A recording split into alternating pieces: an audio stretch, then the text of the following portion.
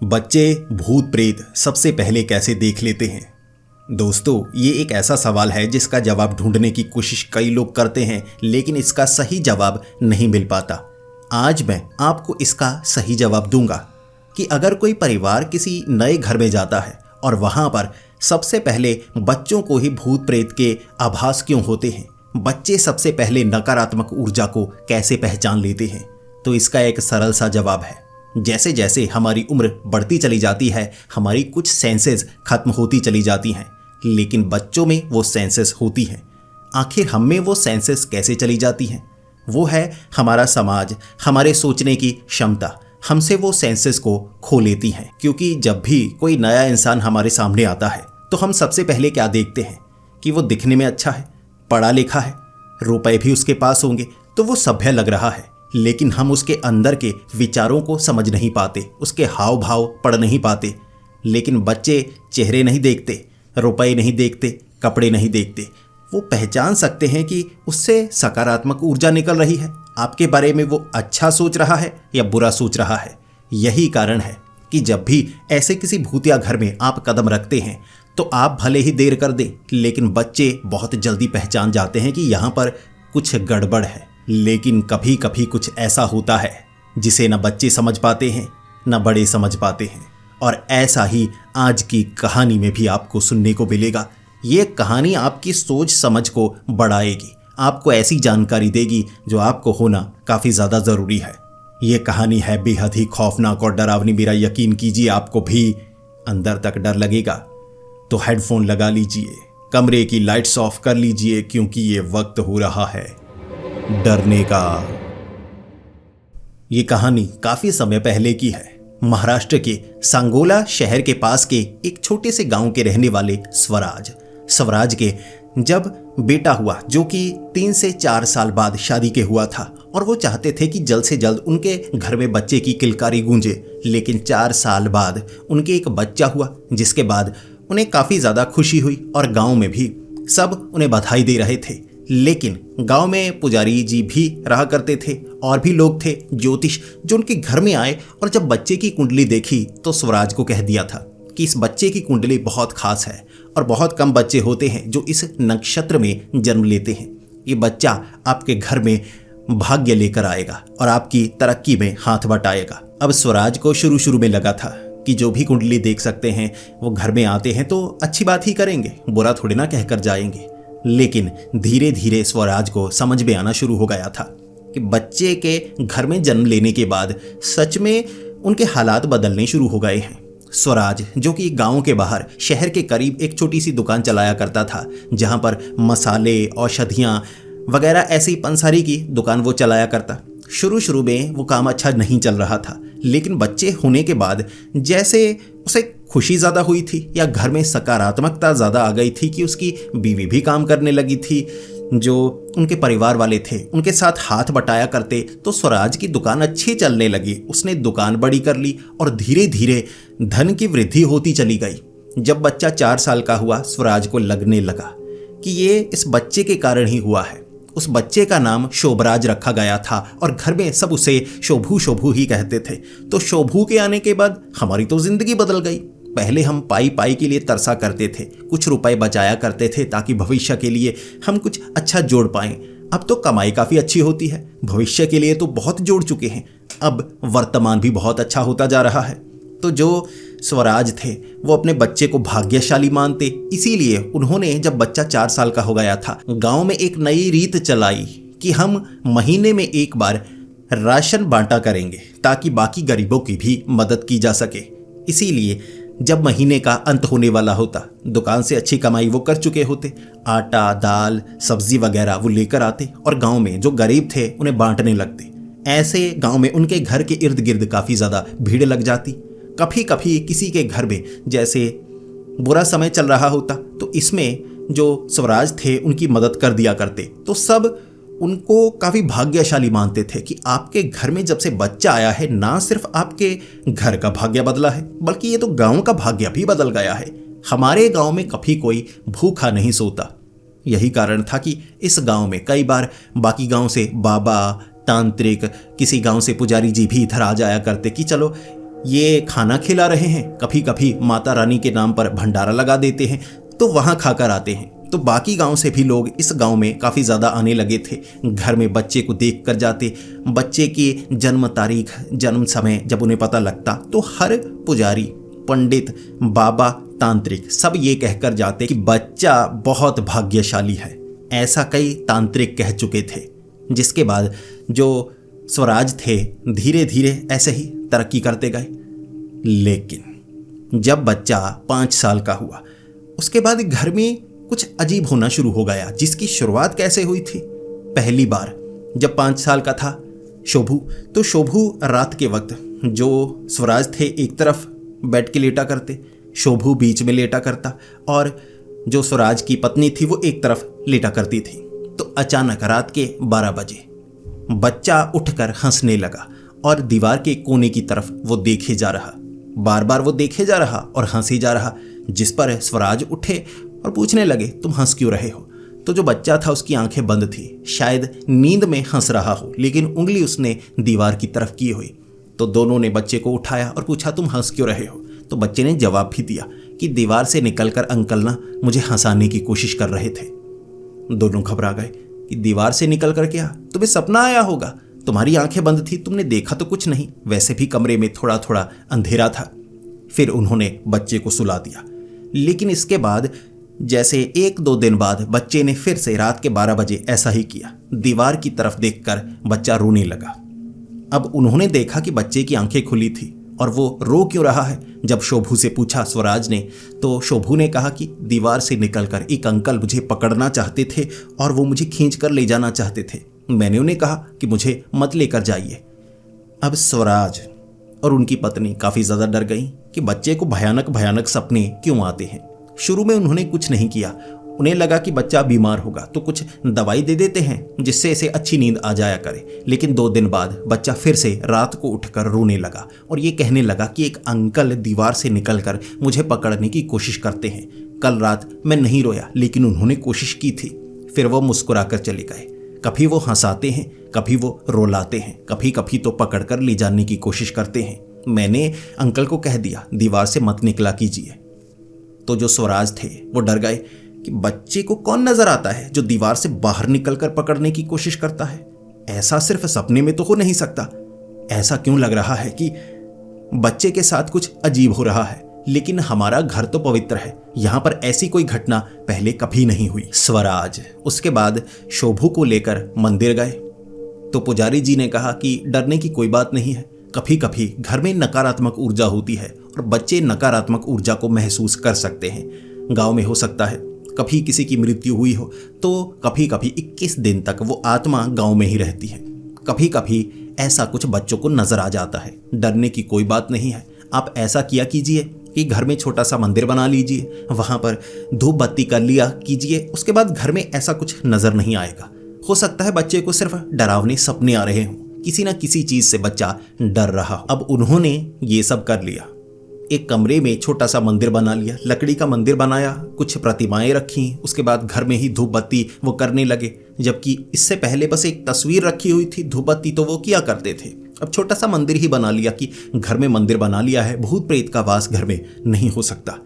इसके बाद घर में रात के वक्त तो शोभू उठकर नहीं रोया। लेकिन एक दिन जो स्वराज की पत्नी थी उन्होंने देखा कि जो बच्चा था वो अलमारी को खोलकर हंस रहा। ऐसा लग रहा था किसी के साथ खेल रहा हो। स्वराज उस समय घर में मौजूद नहीं थे, वो दुकान पर थे। तो स्वराज की पत्नी जो कि किचन में काम कर रही, खाना बनाना था दोपहर के लिए। स्वराज दोपहर को घर आते थे खाना खाने के लिए। कुछ लड़के दुकान पर रखे हुए थे, वो काम संभाल लेते और 1 घंटे के लिए वो घर आते, खाना खाकर वापस जाते। तो खाना बना रही थी स्वराज की पत्नी, तो बच्चा ना एक कमरे में खिलखिलाकर हंसे जा रहा। शुरू में स्वराज की पत्नी को लगा कि वैसे ही बच्चा खेल रहा होगा, खिलौने दिए हुए हैं ना तो खिलौनों के साथ खेल रहा होगा। इसके बाद बच्चा जोर जोर से खिलखिलाकर हंसने लगा कि अंकल छोड़ दो। थोड़े तोतले से शब्द बच्चा बोला करता था, तो मुझे छोड़ दो, मुझे छोड़ दो, ये कहने लगा बच्चा। इसी के साथ ऐसे हंस रहा था जैसे कोई गुदगुदी कर रहा हो। तो जो स्वराज की पत्नी थी भागी भागी गई बच्चे को देखने के लिए और उन्होंने देखा कि बच्चा खिलौनों के साथ नहीं खेल रहा है, उनके पास एक लकड़ी की छोटी सी अलमारी थी। तो अलमारी को खोला हुआ, कपड़ों को एक तरफ किया हुआ, सामने पीछे जो लकड़ी बनी हुई थी ना, यानी अलमारी के पीछे वाला हिस्सा, उसकी तरफ देखकर बच्चा ऐसे कर रहा था जैसे खेल रहा हो। तो स्वराज की पत्नी डर गई और बच्चे से पूछा कि क्या है, यहाँ किसे देखकर तुम डर रहे हो? ऐसा तो नहीं कोई छिपकली हो कि कपड़ों के बीच में छिपी हो? और बच्चे कई बार छिपकली से खेलने लगते हैं, कोई चूहा आ जाता है चूहे से खेलने लगते हैं, वैसे ही डर बढ़े ना। तो समझना चाहती थी स्वराज की पत्नी की हो क्या रहा है। तो बच्चे ने कहा कि यहाँ से अंकल निकल रहे हैं जो मुझे हंसा रहे हैं, ऐसे बाहर की तरफ निकलते हैं, मुझे पकड़ने की कोशिश करते हैं। बच्चे ने ऐसा कहा। स्वराज की पत्नी डर गई। उन्होंने कपड़ों को हटाया तो वहां कुछ नहीं था, ऐसा कुछ नहीं था जो लगे किसी का चेहरा, क्योंकि कई बार दीवार पर कहीं कोई चित्र बना होता है तो हमें लगता है कि ये एक चेहरा है, तो बच्चे उसके साथ खेलने लगते हैं, लेकिन वहां दीवार पर कुछ नहीं था। इसके 2 दिन बाद घर में फिर से जो स्वराज की पत्नी थी वो किचन में काम कर रही और बच्चा खिलखिलाकर हंसने लगा। जैसे ही स्वराज की पत्नी ने देखा, बच्चा इस बार अलमारी खोलकर कपड़े एक तरफ करके दीवार के साथ खेल रहा था, और ऐसे खेल रहा था जैसे सच में दीवार से कोई चीज़ निकल रही हो और उसे हंसा रही हो। स्वराज की पत्नी काफ़ी ज़्यादा डर गई थी और उन्होंने बच्चे को कह दिया कि तुम अब से अलमारी को खोलोगे नहीं। उन्होंने एक कुंडी सी अलमारी के आगे लगा दी जो ऊपर लगाई थी, जहां बच्चे का हाथ नहीं पहुंचता। उन्हें लगा कि अब बच्चा वो कुंडी खोल नहीं पाएगा। लेकिन 3 दिन बाद जब स्वराज की पत्नी किचन में काम कर रही, बच्चा फिर से खिलखिलाकर हंसने लगा। तो कुछ देर बाद स्वराज की पत्नी वैसे ही देखने के लिए आई कि अलमारी तो खुली नहीं होगी, बच्चा खिलौनों के साथ ही खेल रहा होगा, लेकिन हो सकता है किसी और चीज के साथ खेल ना रहा हो। बच्चा अजीब अजीब हरकतें करता है। बाकी बच्चे तो ऐसे नहीं करते कि कोई खाली चीज को देखकर हंसने लगे। कोई खिलौना हो तो उसी के साथ खेलेंगे ना, ऐसे हवा के साथ थोड़े ना खेलेंगे। तो स्वराज की पत्नी जब देखने के लिए आई तो वो अलमारी खुली थी और नीचे वाले वो जो बक्सा था जहां कपड़े रखे थे, कपड़ों को निकालकर जो स्वराज था अलमारी में घुसा हुआ, और ऐसा लग रहा कोई उसके गुदगुदी कर रहा हो। लेकिन जब स्वराज की पत्नी पहुंची, बच्चा कहने लगा कि बस बस बस, ऐसे कह के अलमारी से बाहर आ गया। और स्वराज की पत्नी ने बच्चे से पूछा कि तुमने अलमारी को कैसे खोला? और उसने, क्योंकि एक तो बच्चा था, सही से समझाता नहीं था, तो हंसता रहता, डांटने पर रोने लगता, तो सही से वो बता नहीं पाता। लेकिन फिर भी उसने कहा कि ये तो खुली थी, ये तो खुली थी। 2-3 दिन बाद फिर से अलमारी अपने आप खुली, जबकि बच्चे का हाथ ऊपर पहुंच नहीं सकता था। हिलाने पर भी अलमारी के उस हिस्से को, उस कुंडी को खोला नहीं जा सकता था। जिस पर स्वराज की पत्नी बार बार शोभू से पूछती, तुम अलमारी कैसे खोलते हो? और इस बार शोभू ने जवाब दिया कि मैंने नहीं खोली, अंदर से अंकल ने खोल दी और कहा आओ खेलो मेरे साथ। स्वराज की पत्नी ने यह बात स्वराज को बताई। ये बात पता लगने के बाद स्वराज बहुत ज़्यादा घबरा चुका था, क्योंकि इससे पहले जो घटनाएं हुई स्वराज की पत्नी ने नहीं बताई थी। दुकान पर ज़्यादा काम आ गया था, कभी किसी से छोटा मोटा झगड़ा हो ही जाता है, तो वो टेंशन घर में स्वराज को रहा करती थी कि ऐसे थोड़ा झगड़ा हो गया, मैं ये चीज़ बेचना चाहता था, उसने गाली निकाल दी, ये वो। तो स्वराज की पत्नी नहीं चाहती थी कि पतिदेव घर आए हैं, पहले तो वहाँ की टेंशन फिर घर की टेंशन दे दे। इससे तो उनके दिमाग में ज़्यादा बोझ पड़ जाएगा और बेवजह वो परेशान रहेंगे। लेकिन अब बात बढ़ चुकी थी, अलमारी अपने आप कैसे खुल सकती है? तो स्वराज ने क्या किया, ऊपर की तरफ एक और कुंडी लगा दी, वैसे ही लकड़ी में खुद, कि अब ऊपर वाली कुंडी तो खोली नहीं जा सकती। एक हो सकता है बच्चा कहीं से लकड़ी का डंडा उठा लाए या जानबूझकर उससे खोल दे, लेकिन ऊपर वाली जो कुंडी ऐसे बंद होती है ना, वो तो खोली नहीं जा सकती। लेकिन 5 दिन बाद बच्चे ने वो कुंडी खोल ली। स्वराज की पत्नी ने देखा अलमारी खुली थी, बच्चा खेल रहा। असंभव, ये होना असंभव था कि बच्चा इतनी ऊपर कुंडी किसी डंडे से भी खोल नहीं सकता था। बच्चे से पूछने पर शोभू ने कहा कि अंकल अंदर से हाथ निकालकर कुंडी खोल देते हैं, कहते हैं खेलना चाहते हो तो खेलो। इसके बाद ये बात जब स्वराज को पता लगी, स्वराज ने कहा कि मैं पुजारी जी से पूछूंगा, वैसे ऐसा नहीं हो सकता, मुझे लगता है ये बच्चा ना हिला हिला के किसी तरह कुंडी खोल देता है। अब अंदर से कोई बाहर कुंडी कैसे खोलेगा? भूत प्रेत का चक्कर नहीं है, डरने की कोई बात नहीं है। लेकिन कुछ दिनों बाद स्वराज की पत्नी जब किचन में काम कर रही थी तो जो बच्चा था अचानक रोने लगा, जोर जोर से रोने लगा। जैसे ही स्वराज की पत्नी अंदर आई कमरे के, उन्होंने अलमारी को बंद देखा और बच्चा रो कहाँ रहा था, नीचे वाला वो जो बक्सा था उससे कपड़े बाहर निकाले गए थे, बच्चा उस बक्से में था, अलमारी बंद थी, कुंडी लगाई गई थी। बच्चा ये कर ही नहीं सकता, ऐसा होना असंभव है। जब तक कोई घर में और मौजूद ना हो ऐसा हो ही नहीं सकता। उसके बाद स्वराज की पत्नी ने जल्दी से उस अलमारी को खोला, कुंडी खोली, नीचे से बच्चे को निकाला। बच्चा रो रहा कि अंकल ने मुझे खींचा, वो मुझे अलमारी के पार ले जाना चाहते थे। जिसके बाद जो स्वराज की पत्नी थी वो घबरा गई। वो सीधा पहुंची स्वराज के पास दुकान में और कहने लगी, देखो ये सब हुआ है, और एक खास सबूत दिखाया। स्वराज की पत्नी ने, बच्चा जो था ना, यहाँ पर कलाई पर उंगलियों के निशान छपे हुए थे, जैसे किसी ने पकड़ कर ऐसे खींचने की कोशिश की हो। और जो छोटे बच्चे हैं उनके बाजू को कोई जोर से पकड़ ले तो निशान तो छप ही जाएंगे, कमजोर से होते हैं, नर्म से बच्चे। तो ऐसा किसी ने किया था और अलमारी के अंदर किया होगा। असंभव घटना थी ये। तब दोनों को लगा कुछ गड़बड़ हो रही है। इस पर घर में थोड़ी परेशानी रहने लगी। तो 1-1.5 महीना उन्होंने, जो वो दान दिया करते थे, गांव में भंडारा लगाया करते थे, उन्होंने गांव में कह दिया कि घर में छोटी सी परेशानी है, ध्यान कहीं और लगा हुआ है। इस पर कुछ गांव वाले पूछने लगे कि परेशानी क्या है, हमें बताओ, हमारी परेशानी आप दूर करते हैं, आपकी परेशानी हम दूर करते हैं। तो इन्होंने कुछ आस पड़ोस वालों को बताया। अब आस पड़ोस वाले कहने लगे कि ये छोटी घटना नहीं है, हो सकता है आपके घर में भूत प्रेत का वास हो, या हो सकता है कि आपके घर पर किसी ने काला जादू किया हो, क्योंकि आपका जो परिवार है हमारे गांव का सबसे समृद्ध परिवार कहलाया जाता है। रुपए तो कई और लोगों के पास भी हैं, लेकिन जिस तरह से आप भंडारा लगाते हैं, बाकियों को खिलाते हैं, तो आपको समृद्ध माना जाता है, खुश माना जाता है, जिससे घर में भी समृद्धि आती है, गांव में भी समृद्धि आती है। तो कुछ आस पड़ोस वालों ने मदद की कि पुजारी जी के पास जाइए, जादू टोने का छुटकारा पाइए, ऐसा सब कुछ कर लीजिए। ऐसा उन्होंने किया।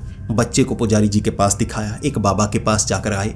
उसके बाद कई बार जैसे मांगने के लिए तांत्रिक गांव में आए हुए होते, तो बार बार कुछ तांत्रिक आते कि यहाँ पर भंडारा लगता है खास दिन, तो गांव में आना अच्छा है, खाने पीने को कुछ ना कुछ मिल जाता है, और इतने प्यार से मिलता है, तो वो आशीर्वाद देकर जाते। अब एक तांत्रिक था जो काफ़ी ज़्यादा इस गांव में आया करता था। जैसे ही वो स्वराज के घर पहुंचा, स्वराज दुकान बंद करके घर में ही था, तो उस तांत्रिक ने पूछा, आज दुकान पर नहीं गए और ना ही इस बार तुमने भंडारा लगाया। उन्होंने ये कहा कि घर में थोड़ी सी परेशानी है, जबकि उस तांत्रिक ने कह दिया कि आपके बच्चे पर किसी ने लगता है काला जादू किया है, मैं कहता हूँ इसका निपटारा आप करवा लीजिए। तो स्वराज को पहले लगा कि इन्हें शायद किसी ने बता दिया होगा, लेकिन फिर वो तांत्रिकों पर थोड़ा कम यकीन करता था। भले ही मदद करता था, लेकिन उसे हमेशा ऐसे लोगों से डर लगता था, बाबा वगैरह। अब मुसीबत आ गई थी, तब इनके चक्कर लगाने पड़ रहे, लेकिन ऐसे हर किसी को बताना सही नहीं होता। तो स्वराज नहीं चाहता था कि आस पड़ोस वालों को पता लगे और ज़्यादा को ना पता लगे। ऐसा ना हो हर तांत्रिक यहाँ आकर ये कर लो वो कर लो ऐसा कहता रहे। तो स्वराज ने कह दिया, नहीं नहीं कुछ नहीं है। वो तांत्रिक कहता रहा, मैंने बच्चे की कुंडली पढ़ी है, मैंने बच्चे को देखा हुआ है, घर में काला साया है, काला जादू किसी ने किया है, आपको जल्द से जल्द निपटारा करवाना होगा। तो उस तांत्रिक ने एक डिब्बी दी थी, पुरानी लोहे की डिब्बी, और उसने कहा कि इसे घर में रखिए, घर में किसी तरह की कोई परेशानी नहीं आएगी। लेकिन स्वराज, जिसने पहले ही घर में बहुत कुछ रखा हुआ था, चंदन की लकड़ी एक आकार देकर रखा हुआ कि घर में कोई काला जादू अगर किसी ने किया है वो दूर हो जाए, ऐसा बहुत कुछ किया हुआ, तो ये डिब्बी भी एक तांत्रिक दे गया। उन्होंने, एक तो घर था, उसके पीछे खाली जगह थी। अब खाली जगह में पुराना टूटा हुआ साइकिल, पुराना ड्रम, ट्रंक, ऐसे सब कुछ वो रखा करते थे। तो डिब्बी को भी वहाँ पर रख दिया। अब दिया है, फेंकनी क्या है, घर में भी नहीं रखेंगे तो पीछे रख देते हैं, ऐसा उन्होंने वहाँ पर किया। उसके बाद अब जो शोभू था बच्चा, उसके साथ फिर से ये घटनाएं होती जा रही, निवारण हो नहीं पा रहा था। बच्चा कभी कभी बहुत ज़्यादा डर जाता। अब उसके बाद 1-2 महीने ये सब होता रहा, और फिर एक बाबा के पास गए थे, और उस बाबा ने बच्चे को पहले तो देखा कि बच्चे के साथ बार बार ये सब हो रहा है, पहले देखे तो सही। तो उस बाबा ने एक खास चीज़ को नोटिस किया। बच्चे के बालों में ना उंगलियां ऐसे फेरते हुए कह रहे थे, अरे बच्चे तू क्यों परेशान रहता है, बाबा है ना, मैं तुम्हारे बड़े पापा की तरह हूँ, कुछ नहीं होने दूंगा बच्चे को, डरना नहीं है, किसी अंकल से बात नहीं करनी, मम्मा के पास रहा करो। ऐसे करते हुए बालों में उंगलियां फेर रहे थे। फिर उन्होंने कहा, ये बाल कैसे कटवाए हैं, तुम बच्चे के सही बाल नहीं कटवाते? तो स्वराज ने कहा, सही तो कटवाते हैं। अरे अब बच्चे को अच्छा बनाकर रखते हैं, कभी शादी में जाना होता है कहीं और, तो दिखने में अच्छा होता है। तो बाबा ने कहा, ये सर के पीछे वाले बाल ये टेढ़े मेढ़े क्यों कटे हैं? इस पर ध्यान से देखा स्वराज ने। पहले तो परेशान रहते थे, स्वराज ज़्यादा ध्यान नहीं देता था, तो बालों को देखा, यहाँ से बाल कटे हुए। ध्यान से देखा, ऐसा नहीं था कि झड़े हुए हैं, कटे हुए हैं कैंची से। स्वराज ने कहा ये क्या, बाल तो कटवाए थे, 8-9 दिन पहले बाल कटवाए, ऐसे थोड़े ना थे, अच्छे कटवाए थे। पापा ने कहा तो फिर तुमने काटे, तुम्हारी बीवी ने काटे, या तुम दोनों में से किसी ने नहीं काटे, तुम्हारे परिवार में से किसी ने नहीं काटे, अपने आप हुआ है ये। स्वराज ने कह दिया हाँ अपने आप ही हुआ होगा। पापा ने कहा दिमाग काम करता है तुम्हारा, इस पर तुमने कभी ध्यान नहीं दिया। अब मैं ऐसे बच्चे के बालों में हर बार हाथ थोड़े ना फेरता हूँ, इससे प्यार है, तुमसे प्यार है तो बच्चे के सर पर हाथ फेर लिया। ऐसे कोई अनजान बच्चा है, मैं थोड़ा दूरी बना कर रखता हूँ, क्योंकि परिवार वालों को थोड़ा बुरा लगता है कि बाबा अच्छे नहीं हैं, बच्चों को पकड़ते रहते हैं, लेकिन ये तो मेरा ही बच्चा है ना, इसलिए मैंने हाथ लगाया। बाल काटे हैं, ध्यान दो, दिमाग पर जोर डालो। बालों पर तो काला जादू किया जाता है। कई लोग हैं जो ऐसे किसी के बाल ना तोड़ने की कोशिश करते हैं, काटने की कोशिश करते हैं, उस पर काला जादू करते हैं। अब पूछो बच्चे से किसने काटे ये बाल। उन्होंने शोभू से पूछा, शोभू बताओ ये बाल कैसे कटे हैं। शोभू बेचारा छोटा 5-6 साल का बच्चा, तो वो सोच रहा और जवाब दे रहा कि जब मैं वापस ना आंगनबाड़ी से आ रहा होता हूँ तो कभी कभी कोई अंकल मिलते हैं, तो एक अंकल मुंह ढका हुआ होता है, वो बच्चों के साथ खेलते हैं और छोटे छोटे खिलौने ना बच्चों को दे देते हैं, लेकिन मैं किसी अनजान से किसी चीज़ को घर नहीं लेकर आता। वो अंकल जो है ना मेरे सर पर हाथ बहुत ज़्यादा फेरते हैं और कभी कभी सर को देख रहे होते हैं कि अरे कीड़े तो नहीं तुम्हारे सर पर। वो मेरे साथ ज़्यादातर ऐसा ही करते हैं, मुँह ढका होता है उन्होंने। इस पर स्वराज की आंखें खुली और बाबा कह रहे बच्चे पर कोई काला जादू कर रहा है। घर में काला जादू नहीं है, ज़मीन पर काला जादू नहीं है, बच्चे पर कोई काला जादू कर रहा है। लेकिन क्यों? आप तो इतने अच्छे हैं, कोई बुरा काम नहीं किया, किसी को आप नाराज़ नहीं करते, आखिर बच्चे पर कोई काला जादू क्यों कर रहा है? बड़ा षड्यंत्र हो सकता है, ध्यान दीजिए। अब ऐसा कीजिए, आंगनबाड़ी से बच्चे को खुद लेकर आइए, खुद छोड़ कर आइए। ऐसा ना हो बच्चा खुद चलकर वहाँ से किसी और के साथ वापस आ रहा हो। कभी कभी वो क्या करते थे, आस पड़ोस वालों को कह देते कि बच्चे को ले आइए। अब आंगनबाड़ी से बाहर कई बार बच्चे काफ़ी दूरी तक अकेले चलकर आ रहे होते, 5-6 साल के बच्चे किसी और बड़े बच्चे के साथ है। तो ऐसे बड़े बच्चे भी तो कितने बड़े होंगे, कोई 8-9 साल के जो पास के स्कूल से आ रहे होंगे। तो कोई बड़ा अगर चतुराई से ऐसे बच्चों को फंसाए तो बच्चे क्या ही करेंगे। तो बाबा ने कहा बच्चे को खुद लेकर आओ। इसके बाद वो बच्चे को खुद लेकर आने लगे। शोभू को आंगनबाड़ी छोड़कर आते, आंगनबाड़ी से वापस लेकर आते, और उसके बाद बच्चे को अलमारी में वो कुछ चीज़ें नज़र नहीं आ रही, घर में किसी चीज़ से डरता नहीं। लेकिन 12 दिन बाद वो पीछे उनका आंगन बना हुआ जहाँ कबाड़ फेंका करते थे, वहाँ रात के वक्त आग लग गई। आग ऐसे लगी कि हर चीज़ जल गई हो, लेकिन वो लकड़ी का सामान नहीं था, लोहा पड़ा हुआ, जैसे किसी ने बुरादा फेंक कर आग लगाई हो। कुछ नीचे सामान पड़ा था, वहाँ से आग अपने आप पैदा हो गई। इस पर भी बाबा ने कहा था ऐसा लगता है घर में मनहूसियत है, कोई आपके पीछे ही पड़ा हुआ है।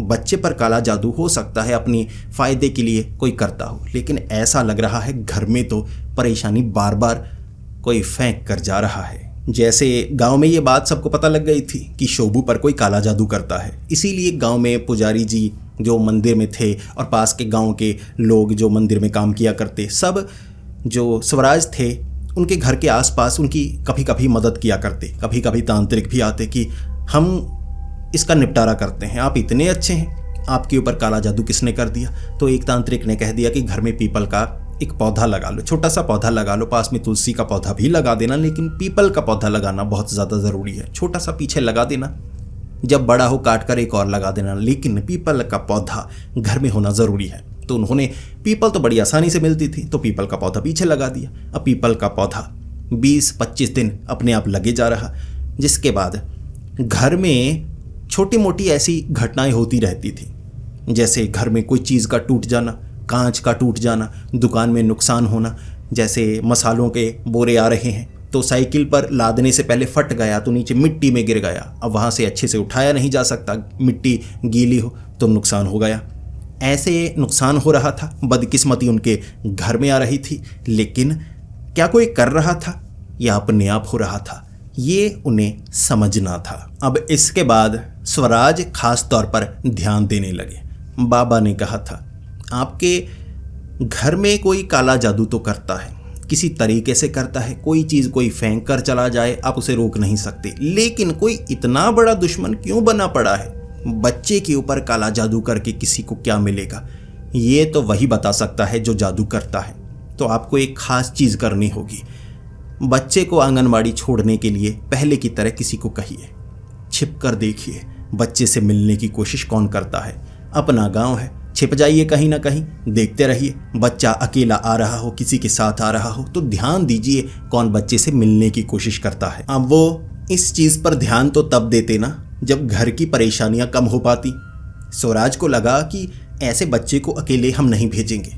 हो सकता है कोई काला जादू करने की कोशिश करे, लेकिन हो सकता है बच्चे को उठाकर कोई ले जाए, फिर क्या करेंगे? जिसके बाद उन्होंने आंगनबाड़ी बच्चे को भेजना बंद कर दिया कि घर में रहेगा कोई बात नहीं, स्कूल में बाद में लगवा देंगे पास के शहर में, वहाँ आना जाना भी सुरक्षित तरीके से होगा, तब तक घर में रहेगा, कोई बड़ी परेशानी वाली बात नहीं है। तो इस पर घर में कुछ समय थोड़ी शांति रही और उसके बाद फिर से बुरी चीज़ें होना शुरू हो गई। अब इतनी बुरी हो रही कि रात के वक्त बच्चा उठकर बैठ जाता और जो उनका बेड था ना, एक तरफ स्वराज सोए हुए होते, बीच में शोभू, एक तरफ स्वराज की पत्नी। अब दीवार के पीछे खुरचने की आवाज़ आती और सुबह सुबह वो देखते बेड के बिल्कुल पीछे निशान बने हुए होते जैसे किसी ने खुरचा हो। अब बच्चे ने तो ये किया नहीं हो सकता, बच्चे के तो नाखून भी काटे हुए थे और कोई चीज़ रात के वक्त बच्चा लेकर ऐसे करेगा तो पता लग जाएगा ना। तो उन्होंने 2 बार पीछे पेंट करवाया, कोई कागज़ लगवा दिया, कुछ लगवा दिया, लेकिन हर चीज़ फटती, जैसे उनके ऊपर कोई बला आ गई हो जो ये सब कर रही हो। बाबा के पास गए। अब बाबा ने झाड़ फूक की, घर में पूजा पाठ करने को कहा। 2 बार उन्होंने घर में हवन कर लिया। हालात सामान्य होते फिर से बिगड़ने लगते। उसके बाद बाबा भी बहुत ज़्यादा परेशान रहने लगे। एक तो जो स्वराज थे वो गरीबों की मदद किया करते थे, अब उन्हें दुकान में नुकसान होने लगा था।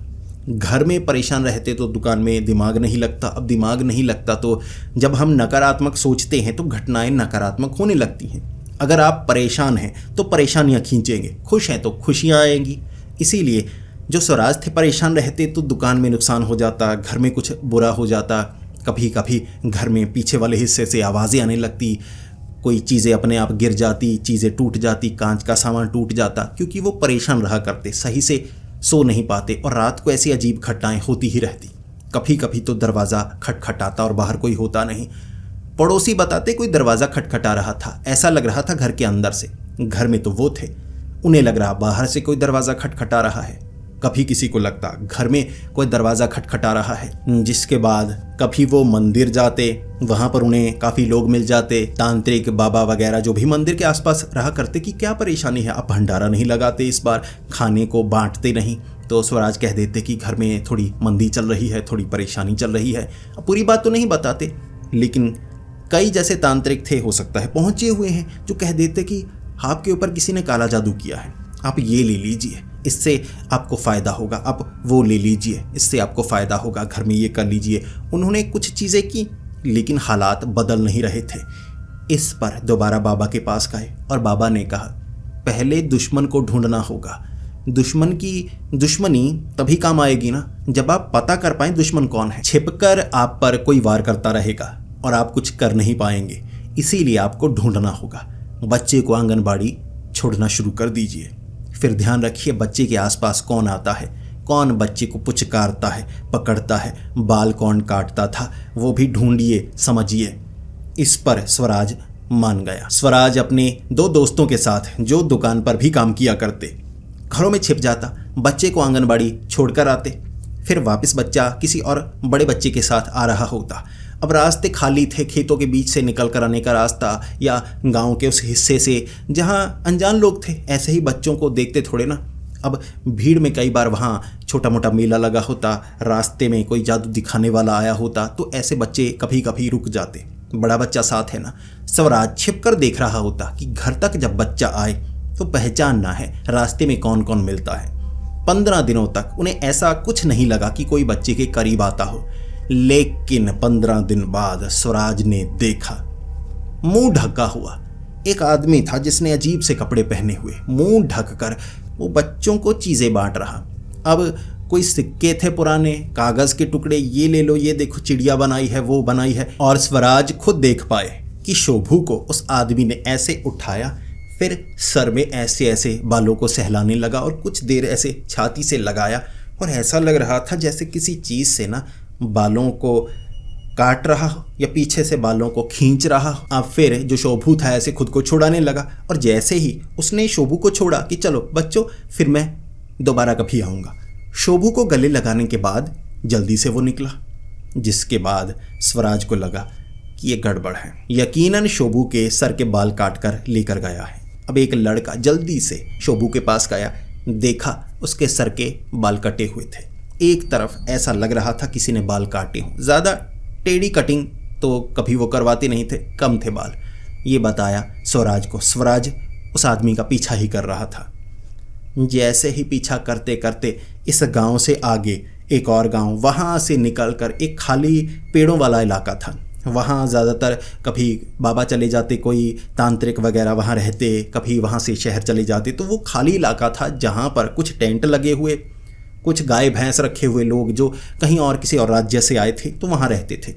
वहाँ पर वो आदमी गया, कपड़ा उतारा। भाई वो तो तांत्रिक था, वही तांत्रिक जो घर में भी कई बार आता था, जो पीपल का पेड़ लगाने को कह कर गया था, जिसने लोहे की वो डिब्बी दी थी, वैसे भी कई बार चीज़ें घर में देकर जाया करता था। बच्चे की जन्म कुंडली भी उसने कहा था कि पड़ी है। बच्चे के जन्म समय के बारे में, जन्म तारीख के बारे में भी उसने जाना था। इस तरह स्वराज को पता लग गया। स्वराज उस तांत्रिक को पकड़कर पीटना चाहता था। बाकियों ने कहा बाबा से बात करते हैं, पहले पूरी बात पता कर ले फिर जानेंगे। वो सच में बाल लेकर आया था और कुछ करना चाहता था।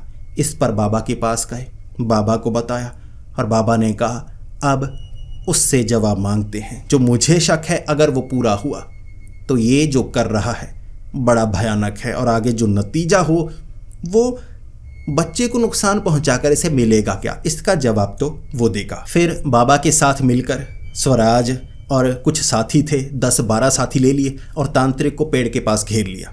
अब वो तांत्रिक समझ गया था कि हो क्या रहा है, तो उसे पकड़ा गया, पीटा गया, सामान निकाला गया। अब इतना पीटा कि उसने आखिरकार उगल दिया कि हाँ मैंने बाल काटे। शुरू में मान नहीं रहा था कि मैं बस काला जादू कर रहा था, मैं बच्चों पर काला जादू करना चाहता हूँ, ये नई तंत्र क्रिया सीखना चाहता हूँ।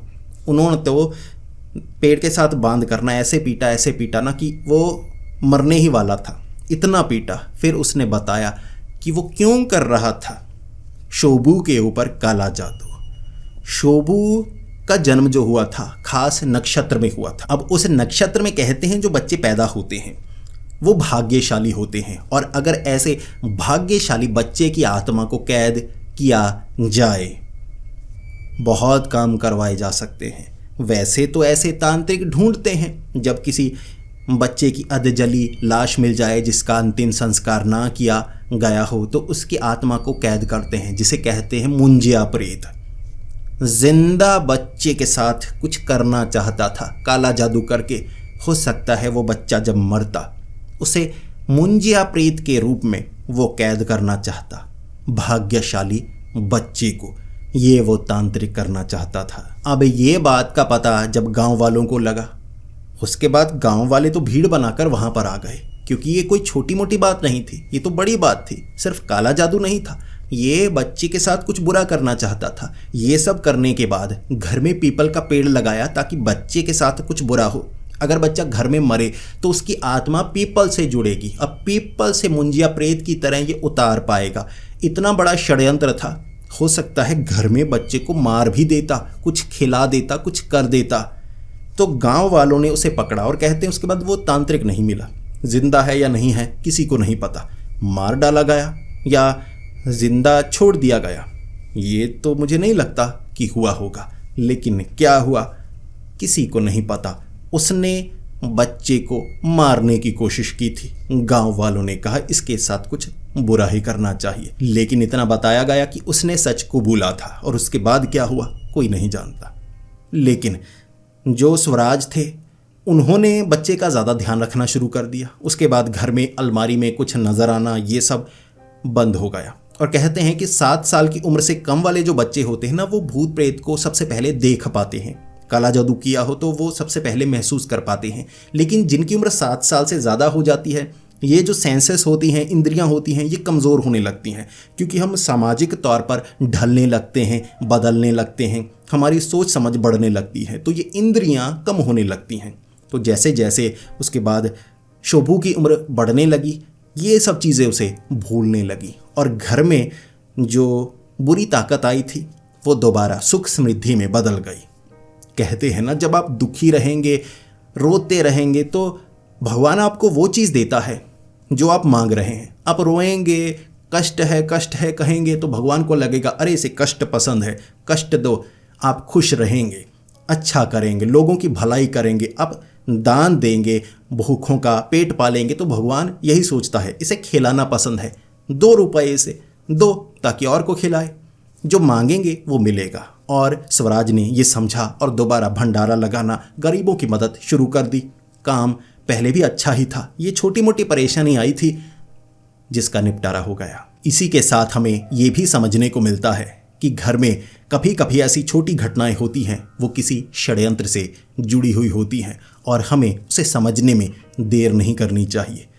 अगर घर में कुछ ऐसा हो रहा है और आप उस घर में बहुत पहले से रहते हैं तो ध्यान रखिएगा घर में कौन आता है, कौन जाता है, बच्चों के आसपास कौन रहता है, कौन नहीं, क्या कोई घर में काला जादू तो नहीं करता। दोस्तों, अगर आपको ये कहानी पसंद आई है तो उसे लाइक और शेयर ज़रूर करें। ऐसी ही वीडियोस देखना अगर आपको पसंद है तो हमारे इस चैनल को सब्सक्राइब ज़रूर कर लें। तो मिलते हैं अगली वीडियो में, तब तक के लिए डरते रहें।